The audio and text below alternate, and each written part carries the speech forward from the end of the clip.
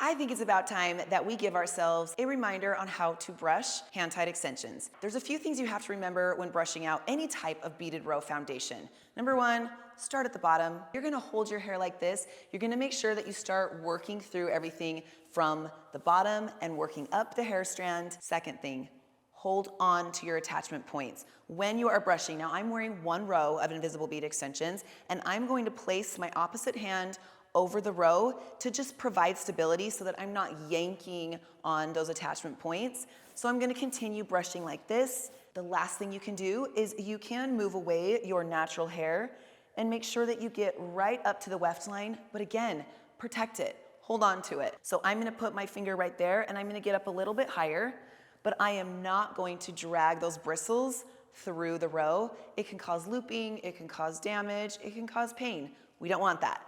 Making sure that everything gets brushed. Now, if you have multiple rows, you're gonna go through and do that same thing per row at least once a day to make sure that you're not getting any clumping or matting.